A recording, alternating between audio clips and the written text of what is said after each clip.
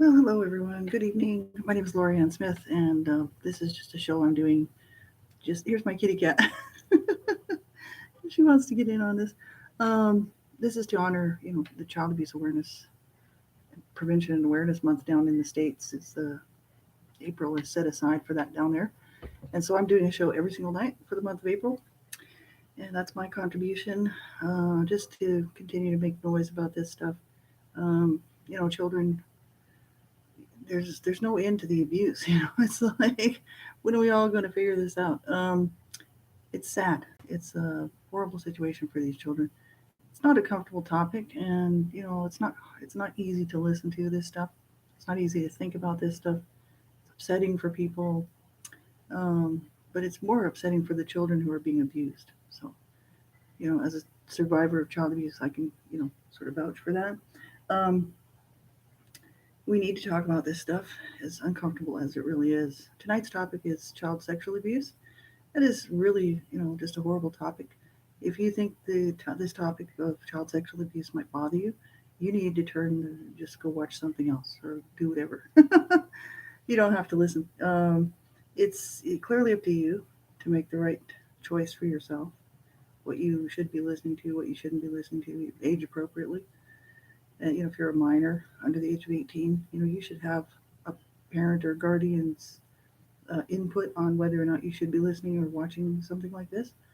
This is not made for children, and I'm not going to get graphic here on this show. We're just talking about the issues. What is child sexual abuse, and signs and symptoms, what to look for, and what to do to prevent child sexual abuse. So that's what we're looking at. I found a couple of great websites with info on the issue and posted them in the show page, so you can check that out and grab those links and read that for yourself. We're not going to read the whole entire pages of those websites.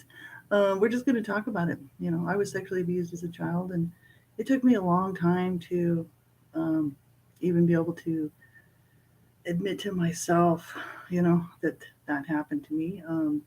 It was always pushed way down. I didn't want to deal with it. I didn't want to, because I was already being abused in my home physically and emotionally, psychologically, verbally by my parents. So when the CSA child sexual abuse happened when I was 8 to 9, my brother was a perpetrator, and he was 13 years older than me. I couldn't deal with that at all. I just had to stuff it, and so it was very difficult to deal with later in life.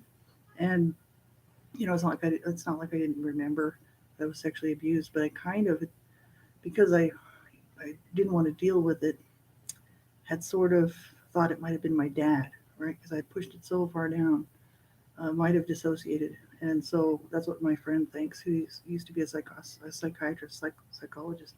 And so the issue is getting a hold of this stuff. When my brother, um, when I was 12, just around 12 and a half, my brother was committing suicide, the one that had sexually abused me in Canada. And he called my mom, and he was talking. My mom went to the neighbors, because this was before the days of cell phones.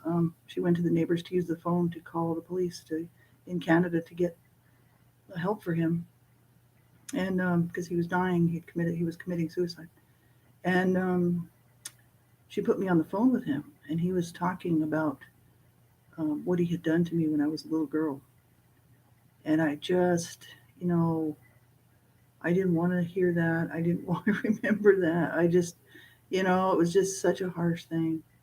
And so I pushed it down again, and I did a lot of drugs. And um, from then on, I really started to use heavy drugs.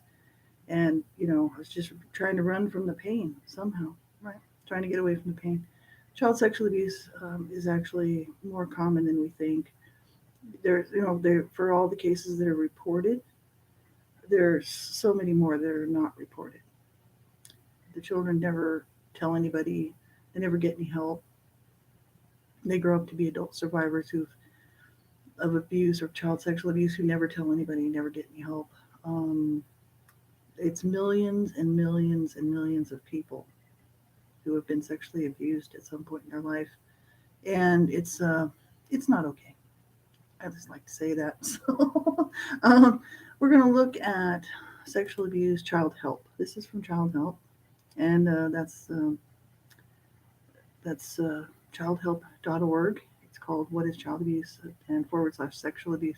So you can, if if you know a child is being abused in any way, and or you suspect a child's being abused in any way, you can call their hotline 1-800 for a child, and or, go online, and you can get a child um, safety, and get them away from the abuse, and they'll make sure that that child is not being abused. Right? So important. They said sexual abuse occurs when an adult uses a child for sexual purposes or involves a child in sexual acts. It also includes when a child who is older or more powerful uses another child for sexual gratification or excitement. 20.7% of adults report being sexually abused as a child. This is in the states, I'm sure. They use, this is in the states with this website, so I'm sure that that's um, where that statistic is coming from. And 20.7% of adults report being sexually abused as a child, and that's only the ones that are willing to, admit that they were abused sexually as a child, or who even remember. So many times, survivors of child sexual abuse, especially CSA child sexual abuse, um, don't remember until later in life. And because it's so damaging, they just, like me, stuff it until a certain point where you just got to start dealing with it. I knew, obviously I knew I was sexually abused. I had memories and body memories. I had visual memories. You know, I found it very difficult to, you know, to be a female. It's like just this whole female role. Um, and it really damaged my whole entire being, my psyche, my emotional well-being, my physical well-being. Um, and so for so many people, it's not something you can just get over, right? It takes a lot of work and a lot of help to get through this stuff, right? It's taken me years and years to get where I am today. So, this stuff is so damaging. They said sexual abuse of children includes non-contact abuse, making a child view a sex act, making a child view or show, you know, their body parts, inappropriate sexual talk, contact abuse, which is, the actual act of, you know, the perpetration, right?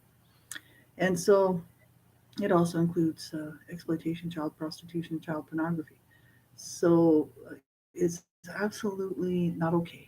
Like I was talking on a show here, I don't know, maybe 4 or 5 back. With the sex trafficking, that children are not sex toys, and it's not okay to abuse a child sexually. There are a lot of people out there who are um, lobbying governments so that they can have sex with children. This is not okay. It's just not okay. And I like to say that because I just can't believe that there's people on the earth that would sign their name to something like that. They should just, as far as I'm concerned, they should be arrested. Because that just shows that they have the potential to abuse a child sexually. That's not okay.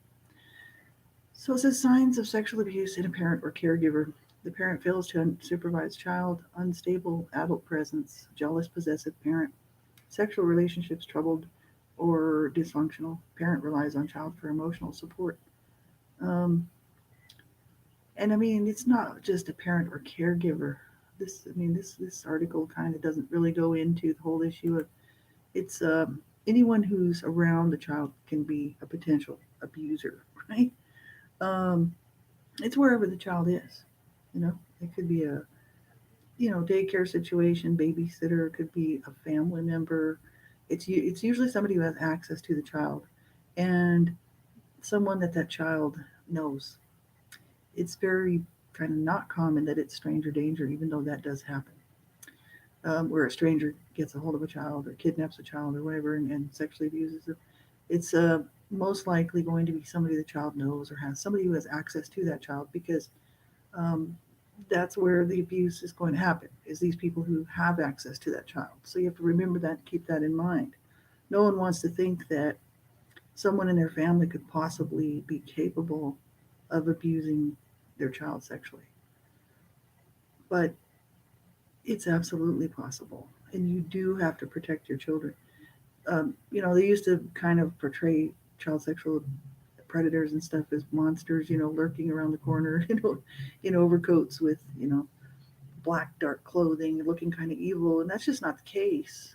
Child sexual predators are people who are usually upstanding in the community. They have a lot of friends, they have a lot of support, they usually have a lot of money, and they have the ability to manipulate the parents into a relationship with the children. So whether it's a religious issue, somebody in the church, somebody in the school system, whether it's a teacher, coach, someone who has access to your child, younger or older, you know what I mean.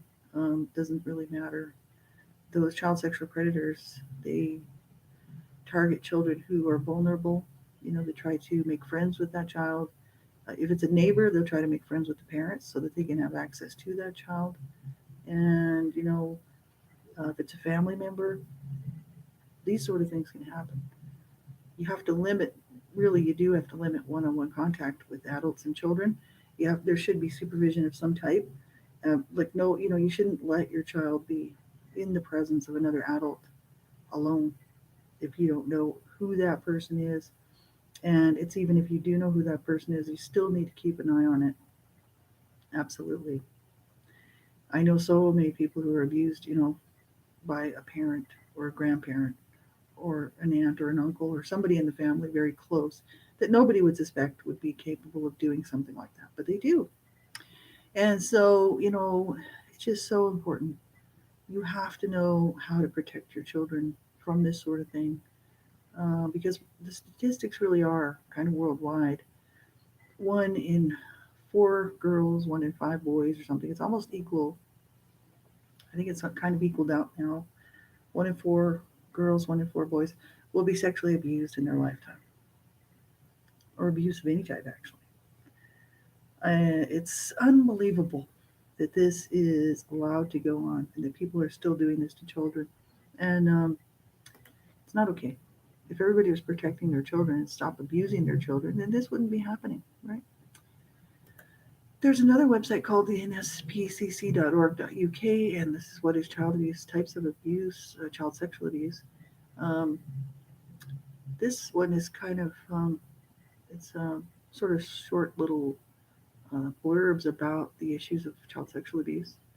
Um, and it's also a good website. So, you want to check that out too. And there's the signs and symptoms of child sexual abuse. Signs and symptoms, emotional and behavioral signs, and this is from the nspcc.org.uk. Avoiding being alone with or frightened of people or a person they know. Language or sexual behavior you wouldn't expect them to know. Having nightmares or bedwetting. Alcohol or drug misuse, self harm. Changes in eating habits or developing an eating problem.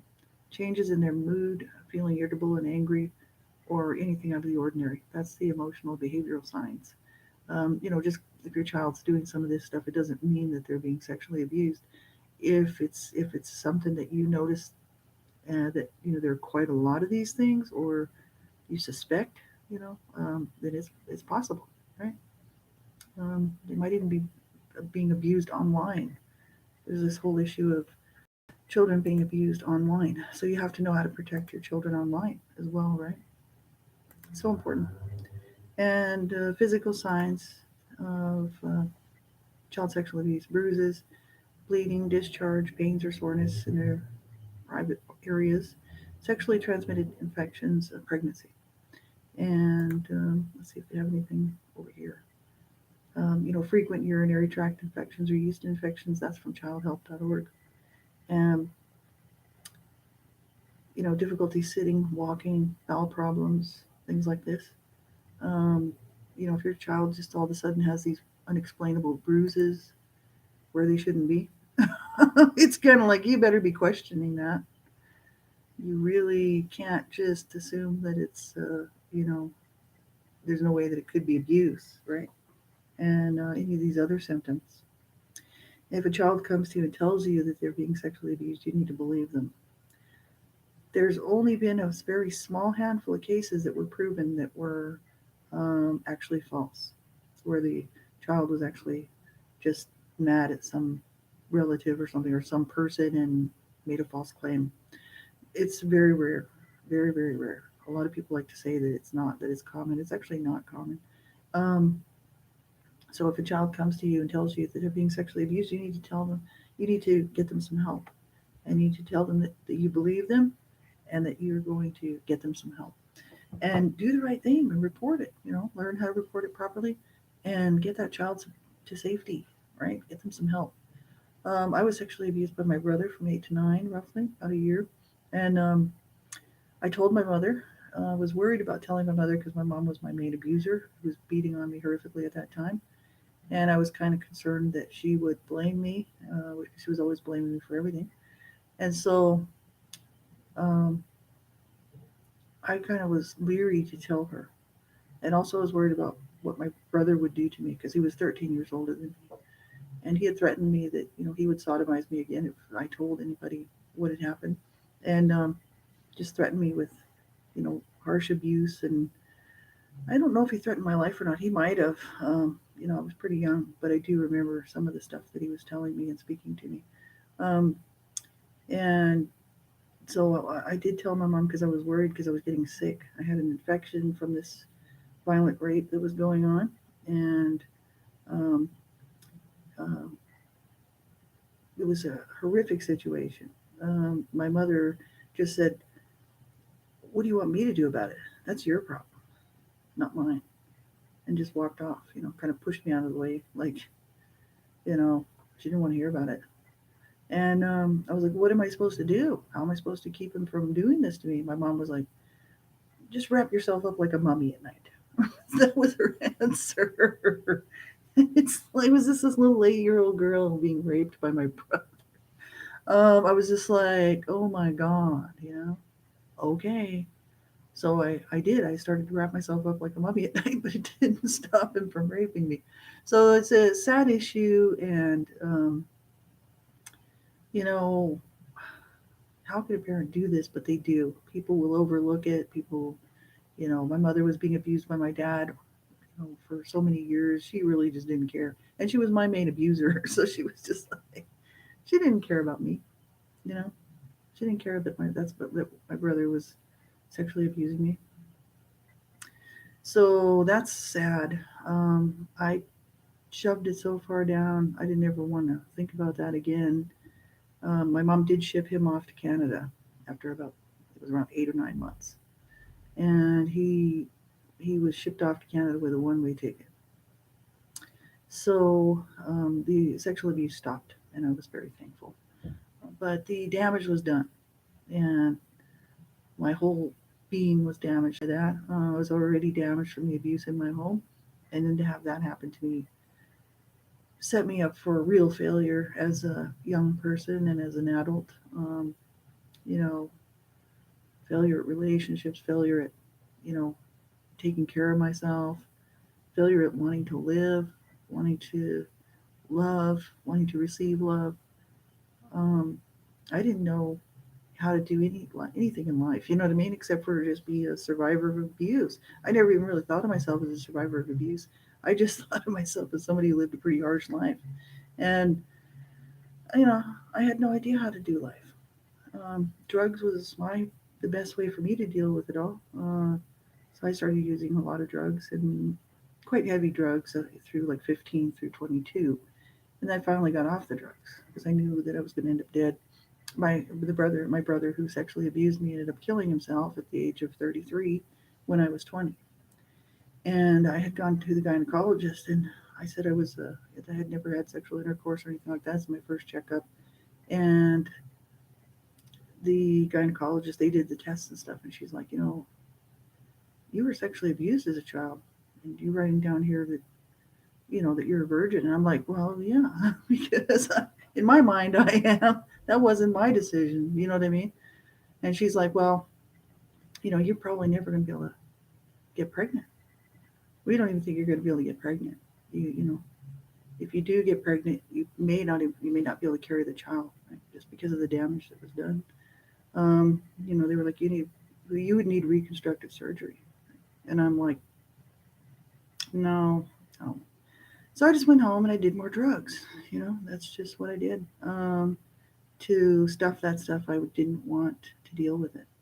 I did get off the drugs because I had met a guy that I really cared about. Not my husband, who I met later, but this was my first love, and we were together for about 2 years. It just didn't work out. Often not. Like we spent a year together, and then he went back to Canada, and then he came back for about 6 months. But he was also abused as a child sexually, and really in the same manner as me. We both had a lot of problems, and we didn't realize it. So he didn't know that I was abused, and I didn't know that he was abused. So we were together not doing well as a couple. We both needed to do a lot of work, and he just decided we better call it off before we hurt each other, which was a very smart move. So he moved. My heart was broken, and but at least I had opened up enough to allow somebody in my life and to be able to have an intimate relationship, which I never thought would happen. Um, Child sexual abuse is so incredibly damaging. For me, it caused me to shut down and be very fearful of relationships and anything to do with my body. Um, for a lot of other people, it's not necessarily a lot, but maybe it's just a percentage of people will actually go the opposite way and become very promiscuous. A couple of my friends were sexually abused as children, and they were very promiscuous and very dangerous in their types of behavior. Um, and they got themselves in quite a bit of trouble that way. But you kind of go either way. Right, for me, I was shut down. I didn't want to be a woman. I didn't want to be a female. I didn't want to be anything. I just wanted people to leave me alone and stop hurting me. You know what I mean? Yeah. Hi, Donna. How are you tonight, dear? My bestie boo. um, yeah. He was actually a really really nice guy. But we had no clue. I didn't tell him I was abused, and he didn't tell me he was abused. We got together, and it was just not going to be a good thing. It was like we called it off. We were gonna kill each other. Um, so it's really really sad. It really is, this stuff. So many children. You see the headlines out there. These children who are being sexually abused. Some of them don't make it. They die from their injuries. People sexually abusing babies and toddlers, and to me, um, that's a monster who would do something like that. Just it's the same as my brother. He had to be a monster to do this to me. Um, and what it was he's just very psychologically unwell, and he was using drugs. He was on heroin. He was a heavy drug user. He was abused as a child horrifically. I grew up in the same home. I knew he was abused. I knew. I saw what my dad did to him, and you know, he just uh, he just decided to take advantage of the situation and use me sexually. So it's not okay, and I will never be okay with it.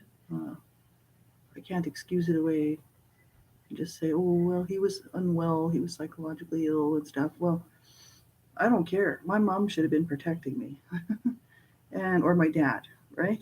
But they were both of my abusers. Like they weren't going to help me. So this is how it goes in families where the abuse is taking place. A lot of times in a dysfunctional family where there's a lot of abuse going on. There's quite often no help for the child, and that's why we see children ending up in body bags. That's why we see children ending up in horrific situations, being abused. Nobody gets them any help, and they die from their injuries. Um, it's just not okay. You know what I mean? It's a terrible, terrible thing. And so I just can't believe that there's people out there who, think that it's okay to sexually abuse a child. Babysitters and people of all ages. There's no, set thing where you could say, okay, it's only generally people within this certain age range and stuff like that. It's really not. It's people that are very sick and very twisted that would do this to a child. Um, we need tougher laws. We really do. We need tougher laws. We need tougher sentencing. And because these people that get busted abusing a child sexually generally just get a little slap on the wrist. Oh, you shouldn't be doing that. Okay, so 2 years. Um, and then they get off for time served and good behavior. They're out in 6 months abusing another child sexually. Right? This is just the way it goes. and it's not okay. Mm, I'm just so frustrated. I'm glad that there's groups out there that are busting child sexual predators. I'm really glad that there's work being done to stop and prevent child sexual abuse and abuse of any type. But we need more work being done. And these children tonight who are being abused, there's no help for them. Who's going to help them? Nobody. And this is a real shame. And when are we going to wake up as a world? That's what I was saying in one of my other shows there. We need to keep pushing for tougher, stricter laws and better help for people that are struggling. You know what I mean? Like it's a as far as child sexual abuse, I mean, child physical abuse is a little bit different because a parent can lash out, especially a parent or caregiver, stressed out, maybe having some problems, emotionally or psychologically, and lash out at their child or their children and hurt them, maybe not meaning to, but they just can't cope. You know what I mean? But child sexual abuse is sort of different. It's like somebody who wants to have sex with a child and they just say, oh well, you know, yeah, why not? And they just, you know, do whatever they want to that child. To me, that's totally kind of different than child physical abuse. And I think really these child sexual predators should just be lined up and fought. That's what I think. A bullet is just a lot cheaper than trying to house these people for so many years, and it's just like, why are we wasting taxpayers' money on these losers, these child sexual predators who are hurting children? I don't, if I mean, I'm talking people who are found guilty. I'm not talking about people suspected. I'm talking about people who have been totally found guilty. There's no shadow of a doubt, beyond a doubt. I mean, they are guilty. Line them up and shoot them. Get them off the planet. Because for every child sexual predator out there, they figure has abused at least 100 children or more. That's each one. So they get a hold of all sorts of children, right? And a lot of these cases are not reported. And there's a lot of people walking around on this planet who have been sexually abused as children who would never tell another living soul. They just can't. And, for whatever reason, they keep that to themselves until they go to the grave and live in their own pain and their own, trauma from that. And that's, such a horrible thing, right? It's like, I decided that since I wanted to tackle all the abuse that I had suffered and really get help for my issues, and I want to live a good life, and I decided I wanted to actually, do the best I could to heal from this stuff and stay alive and stop wanting to kill myself. And it's like, um, I decided to tackle it all, and the CSA child sexual abuse was by far the hardest to deal with. And I'm still working on it. I'm still working through some stuff, but it's just horrible and it's not okay. Um, and you know, it's not like some sort of a badge to say, oh, I was abused sexually as a child. I'm special. It's like a nightmare. It's like living. It's like a nightmare in hell. You know, that I have to deal with. Um, but I went public because I wanted to sort of be a shout out for people. You did not deserve that. Neither did I. You know, and no child deserves to be abused, right? So we have to learn how to do life.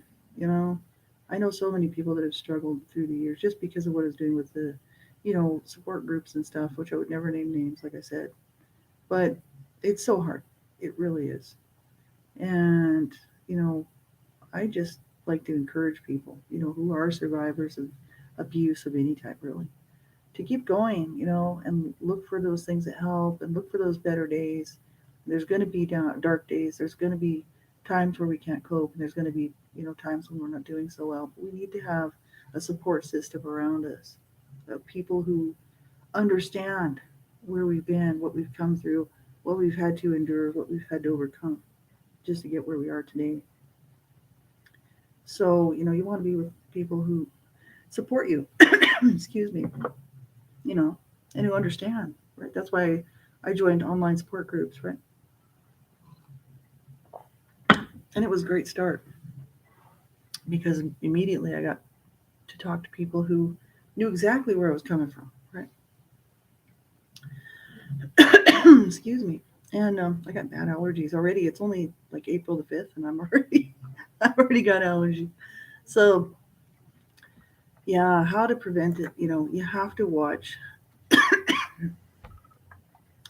one-on-one um, contact with children and adults, and that means like anybody, family members, you know, babysitters, neighbors, and you need to know who your children are around. And online safety is an issue too. I mean, there's child sexual predators online trying to get a hold of your children, even through the internet, and it's a horrible thing, right? So as a parent, you need to know how to protect your child from this stuff, and it's so important because a lot of parents don't realize just how many child sexual predators there are out there. They don't do the research. They don't look into it. They think this world. A lot of people go around with rose-colored glasses on, thinking that this world is safe and it's a good place. And there's no way that this stuff would ever happen to my child, right? This doesn't happen in our family, right? And that's the situation for a lot of people who deal with incest. Who have been abused within the family. And in my case, it doesn't happen in our family. Well, sure it does. It can happen in anybody's family. And so, nobody is beyond this. There's no family on the earth that could not be affected by this. So you just have to get the information and learn how to protect your children, right? And let's see here.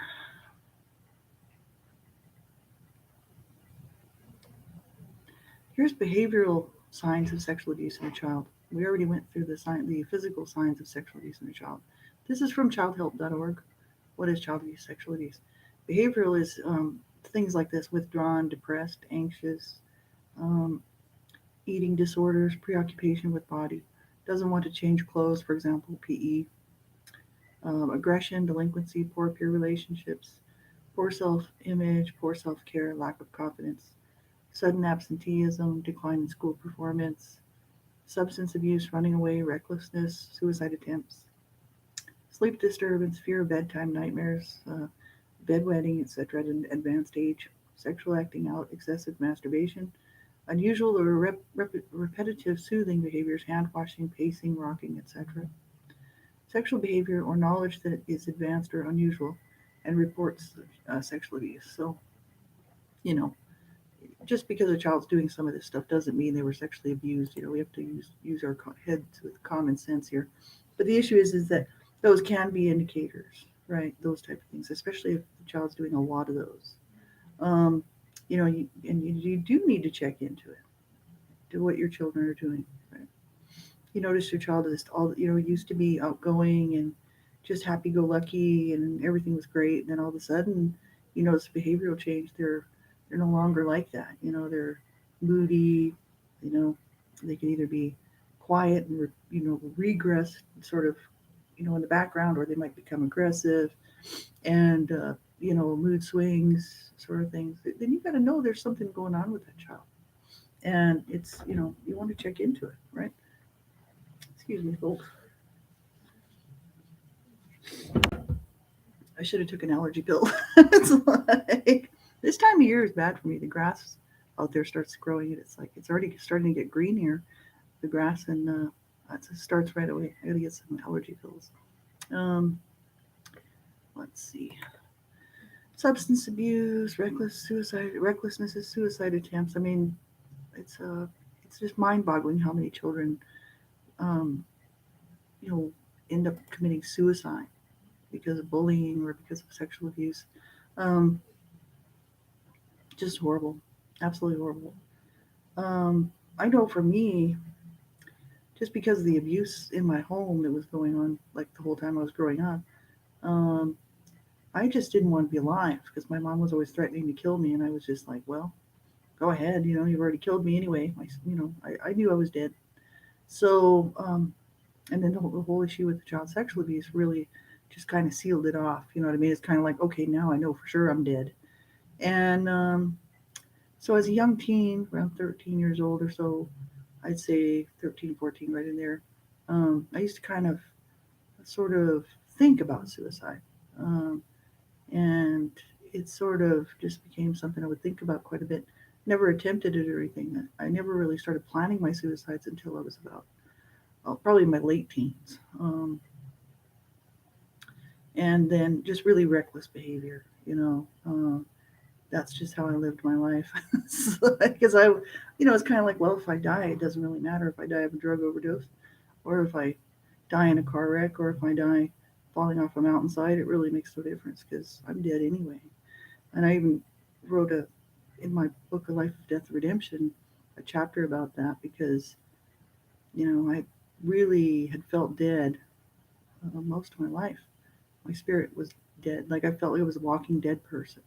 Um, so then, suicidal ideation, I really had that all the way through my 20s, into my 30s, and had planned all these suicides for myself. And I would sit there and kind of just be ready to do it. And then I'd say no, because, two of my brothers committed suicide. And I just realized how, how that hurt me and how that hurt a couple of the members of my family. Not all of them. Some of them didn't really care that they committed suicide, but I did because I knew where they came from. I saw the abuse. I was there. I was witnessing the whole thing. Um, it's a horrific situation for children out here who then have to go on to try to figure out how to do life as an adult in a world that doesn't understand where they're coming from, except for the other survivors, right? Who know because they've been in a similar situation. The world's just like, get over it. Can't you just get over it? Um, you know, it's just a horrible, horrible, horrible situation for children. If they survive, you know, to come out of it unscathed is pretty much not going to happen.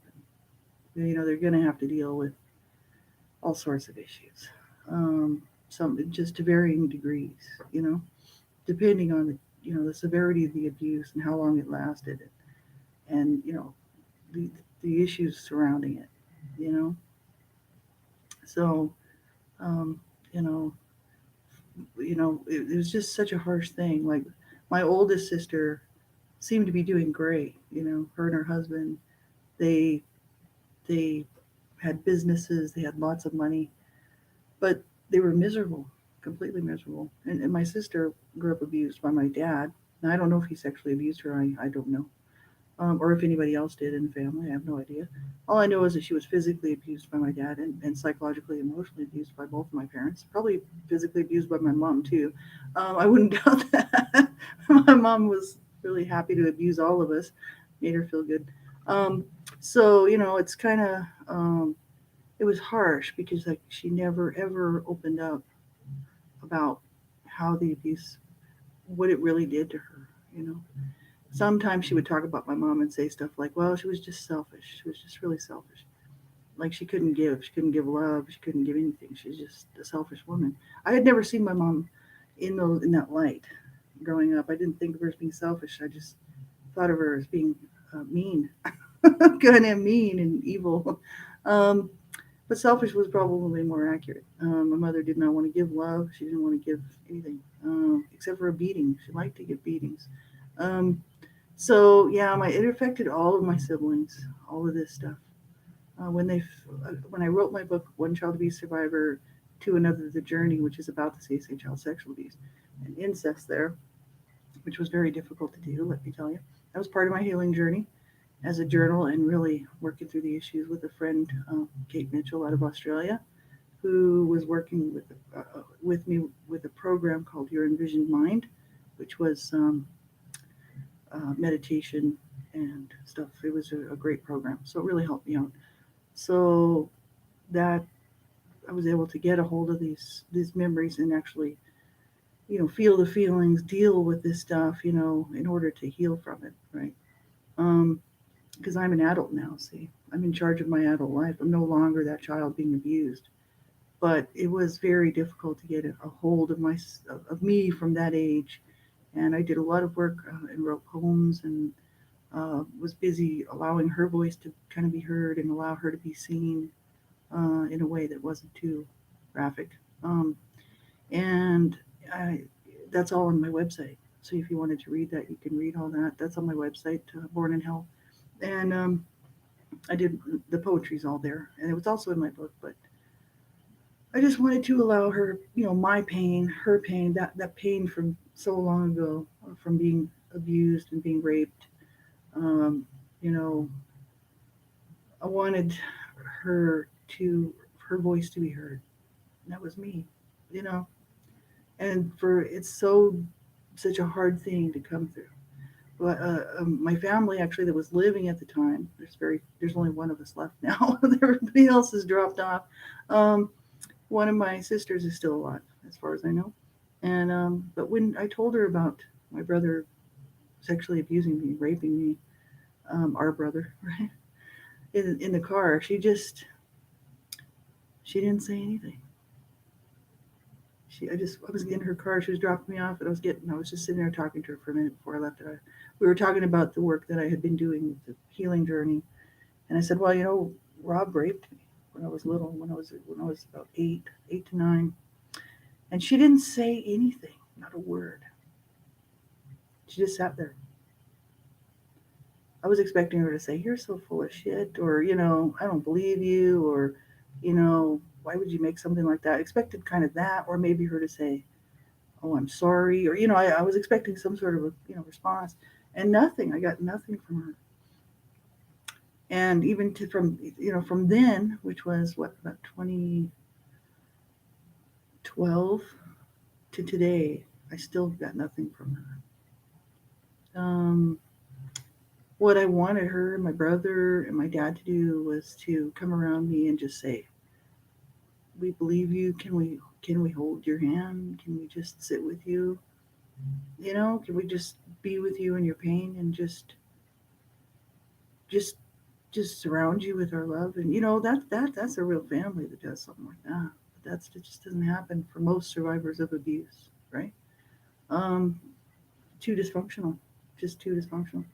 Um, that's sad, but that's where so many people are at, just alone in this, right? I came back up. I got out of the car, came up into my apartment. I wrote about it in a chapter in that book, and I just sat there and I just thought, yeah.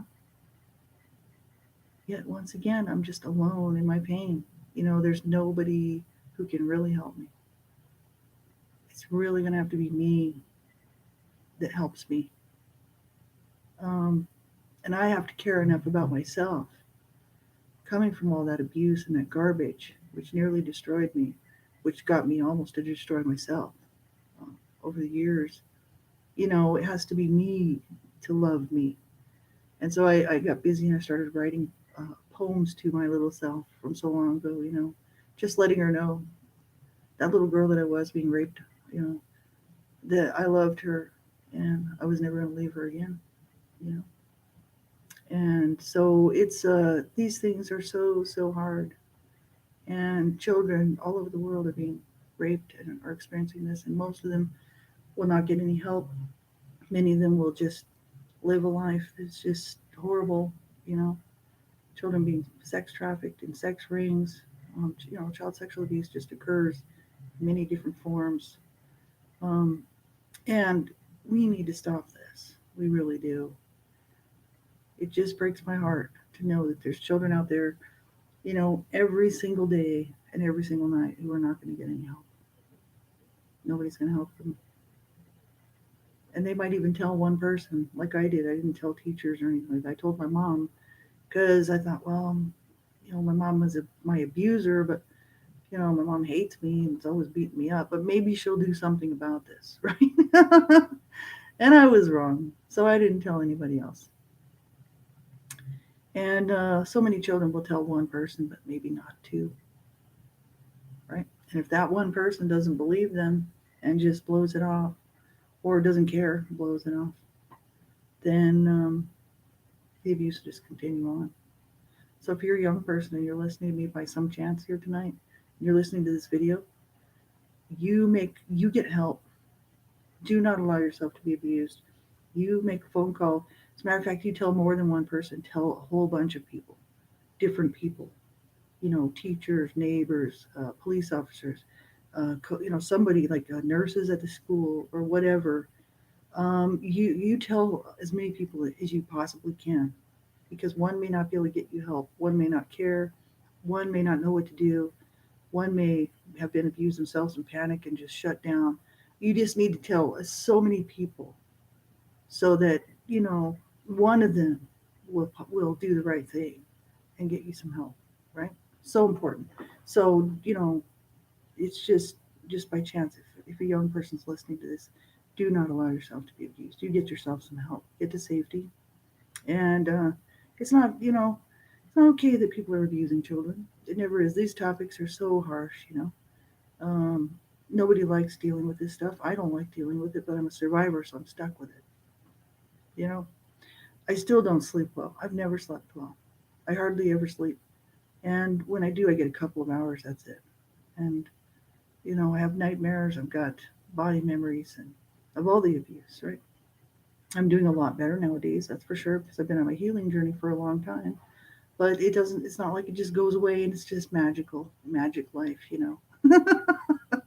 Oh, good, it's all fixed now. I'm happy. It's like, no, this stuff just never goes away, right? But I've learned how to love myself and how to honor myself for what I went through and be okay with myself not being perfect and be okay with myself as who I am, right? And that's why, I have people telling me, you should do something with your hair. Why don't you do something like have a facelift or something? Like, look, I'm trying to honor myself as I am. I'm coming out here as myself. I'm not trying to be somebody else, right? If I wanted to try to be somebody else, I'd be doing something completely different. Let me tell you.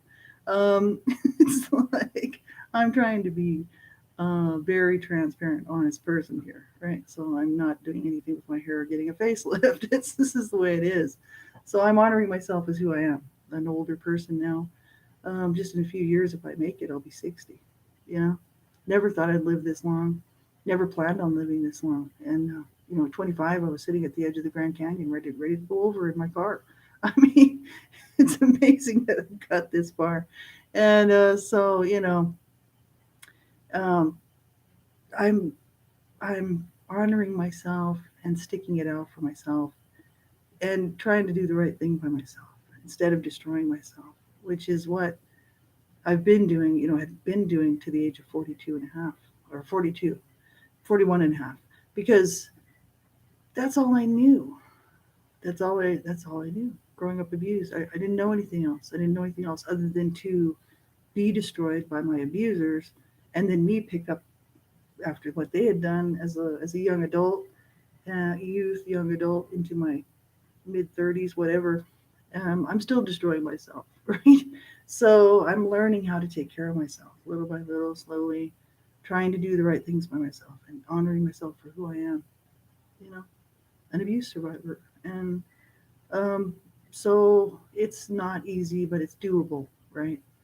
And you have to find people, trustworthy people who you can talk to. That's what I realized, I needed somebody I could trust to talk to. So I started reaching out through anonymous support group um, sites online, because I thought, well, they don't know who I am. I don't know who they are. They're abuse survivors, so it must be all right. And it was great. Like right away, I developed the ability to talk to these people about the abuse, which I wasn't able to do before. It just really made me very upset, as I started to realize, like, hey, I can deal with this. I can deal with these things. And they were just very supportive. Then I joined the ASCA, Adult Survivors of Child Abuse, a Morris Center program. That was great. It was a wonderful support group, and I still use it here and there. I still join meetings here and there. And then I joined the Survivors of Incest Anonymous and SIA.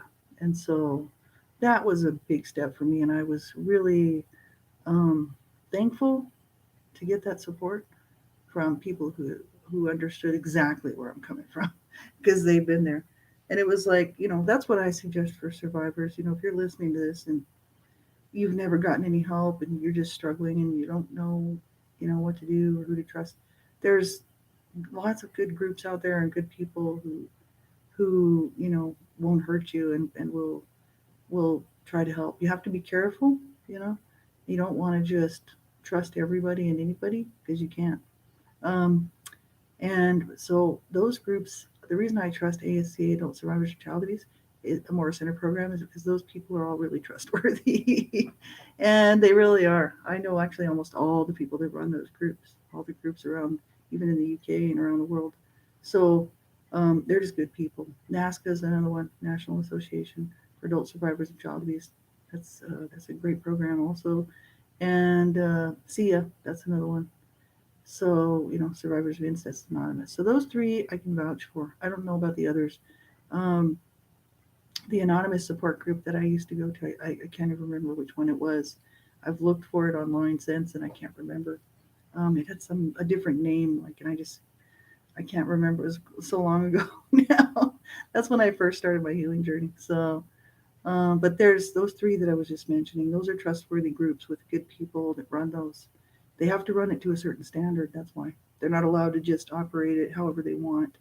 So, survivors can feel comfortable and safe in that environment because no one's allowed to say anything mean to you. Nobody's allowed to put you down. Nobody's allowed to just disregard what you've said. Nobody's allowed to actually say strange things to you. It's just not allowed. It's very much secure and private as far as support groups go. And there's meetings that happen in people's cities. There's also meetings that happen online. There's the Zoom meetings. There's you know all sorts of ways that they'll conduct those meetings for people. For just depending on what your needs are. So you may even have one in your town, but you might just want to do an online one too. So you can do that. So it's great support. There is help for people out there. I didn't trust counselors and therapists. I'm like, there's no way somebody's going to get into my head and start messing with me. I've already been screwed up enough. Like, I'm not going to tolerate any crap from any psychologist or psychotherapist or whatever. So, I decided to go do self help, you know, and it was great. I'm glad that I did. Really, it's really helped me out. And just friends. Like I've got my friend Donna Shear here tonight. She's helped me out through the whole way, all of my healing journey. Really, I met her right after I started my healing journey, and she's been there the whole time, and she's here tonight. So I'm so glad you're here with me. Thanks, Boo, for showing up. I appreciate it. And we did so much, talking and talking about the issues and what they are and how to prevent child sexual abuse. We've done a lot of work talking on this stuff for years, and it's not a fun topic, but it needs to be talked about. It needs to not be shoved back under the carpet. That's the issue. Child abuse. Nobody wants to talk about it. Who does? It's not a fun subject. It's not fun to listen to. It's not fun to hear about. It's not even fun to think about. Like, it's terrible. But man, if we don't talk about it, it's just going to get shoved right back under the carpet. Nobody wants to know what goes on over there. Isn't my business. And those children and children just continue to be abused. So that's why we seriously do need to talk about this. We need to get governments working harder, to provide programs and services for parents who are struggling and for children who are being abused. And governments actually need to stop abusing children. That would be a good one. And it's just terrible. People all over the place abusing children. I'm really um, I'm sad because it doesn't look like it's going to change anytime soon. But we have to keep trying, and that's why I keep talking because I'm like, hey, I've only got so much time left. I don't know how long I'm going to be here. Nobody does, and I'm like, this is about all I can do is keep spreading information and kind of being kind of a thorn in somebody's ear, kind of like, oh, there's that woman again talking about child abuse stuff. Oh my God. But then it's like, okay, but that gets people to pay attention to the fact that, yeah, children are still being abused. So let's not let this get swept under the carpet. And young people, there's lots of young people that are coming up in, working to, get degrees and stuff who are going to be working, to help save children from abuse and to work with children who have been abused, all kinds of young people that care about children. That's wonderful. That's awesome. I appreciate that because I was abused as a child, see? And I'm like, thank God for people that care, you know?